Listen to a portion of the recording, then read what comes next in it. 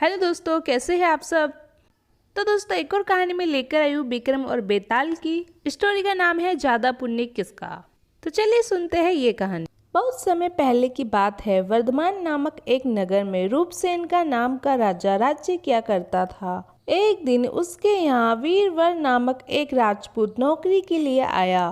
राजा ने उससे पूछा कि उसे खर्च के लिए क्या चाहिए, तो उसने जवाब दिया 1000 तोला सोना। ये सुनकर सबको बड़ा आश्चर्य हुआ। राजा ने पूछा, तुम्हारे साथ कौन कौन है? उसने जवाब दिया, मेरी स्त्री, बेटा और एक बेटी है। राजा को और भी अचंभा हुआ, आखिर 4 जने इतने धन का क्या करेंगे। फिर उसने वीरवर की बात मान ली।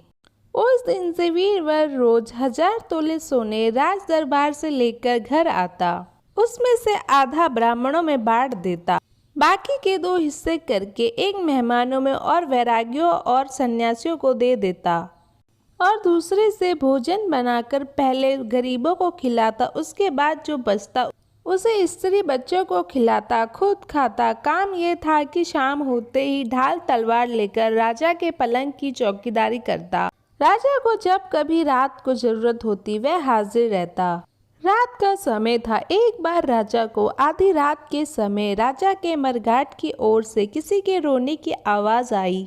उसने वीरवर को पुकारा तो वह आ गया। राजा ने कहा, जाओ पता लगा कर आओ कि इतनी रात गए यहाँ कौन रो रहा है और क्यों रो रहा है। वीरवर तत्काल वहाँ से चल दिया। मरघट में जाकर वीरवर क्या देखता है कि एक स्त्री गहनों से लदी कभी नाचती है, कभी कूदती है और कभी सर पीट पीट कर रोती है, लेकिन उसकी आंखों से एक बूंद भी आंसू नहीं निकलता। वीरवर ने पूछा, तुम कौन हो, क्यों रोती हो? उस स्त्री ने कहा, मैं राजलक्ष्मी हूँ। रोती इसलिए हूँ कि राजा विक्रम के घर में खोटे काम होते हैं, इसलिए वहाँ दरिद्रता का डेरा पड़ने वाला है। मैं वहाँ से चली जाऊंगी और राजा दुखी होकर 1 महीने में मर जाएगा। यह सुनकर वीरवर ने पूछा, इससे बचने का कोई उपाय है? तब वह स्त्री बोली, हाँ है। यहाँ से पूरब में 1 योजन पर एक देवी का मंदिर है।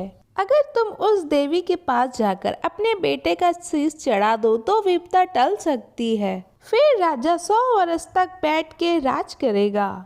वीरवर घर आया और अपनी स्त्री को जगाकर सारा हाल बताया।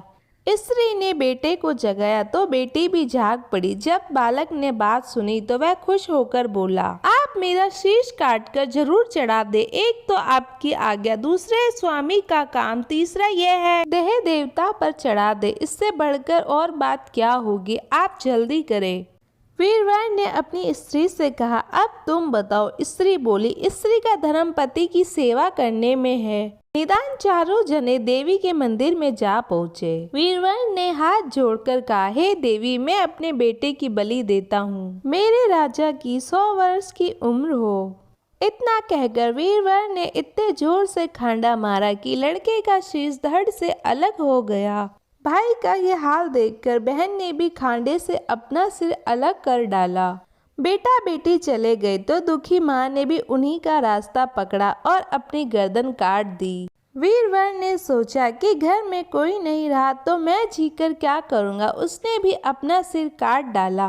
राजा को ये सब मालूम हुआ तो वह वहाँ आया। उसे देखकर बड़ा दुख हुआ कि उसके लिए 4 प्राणियों ने जान दे दी। वह सोचने लगा कि ऐसा राज करने से धिक्कार है। यह सोच उसने भी तलवार उठा ली और जैसे ही अपना सिर काटने को हुआ कि देवी ने प्रकट होकर उसका हाथ पकड़ लिया। देवी बोली, हे राजन, मैं तेरे साहस से प्रसन्न हूँ। तू जो वर मांगेगा सो दूंगी। राजा ने हाथ जोड़ते हुए कहा, देवी, अगर आप प्रसन्न हो तो इन 4 को जिंदा कर दो। देवी ने अमृत छिड़ककर उन 4 को फिर से जीवित किया। राजा और वीरवर का परिवार खुशी खुशी राज्य की ओर लौट चले। इतना कहकर बेताल बोला, तो बताओ राजा, सबसे ज्यादा पुण्य किसका हुआ? राजा विक्रम ने जवाब दिया, राजा का पुण्य अधिक है। बेताल ने कहा, क्यों, राजा का पुण्य ज्यादा कैसे हुआ? क्योंकि जान तो उन 4 परिवार वालों ने भी दी थी। राजा विक्रम ने कहा, क्योंकि स्वामी के लिए चाकर का प्राण देना धर्म है, लेकिन चाकर के लिए राजा का राजपाट को छोड़ जान को तिनके के समान समझकर देने को तैयार हो जाना बहुत बड़ी बात है। पूरी बात सुनकर बेताल बोला, राजा तूने सही उत्तर दिया, पर तू बोला और मैं गया।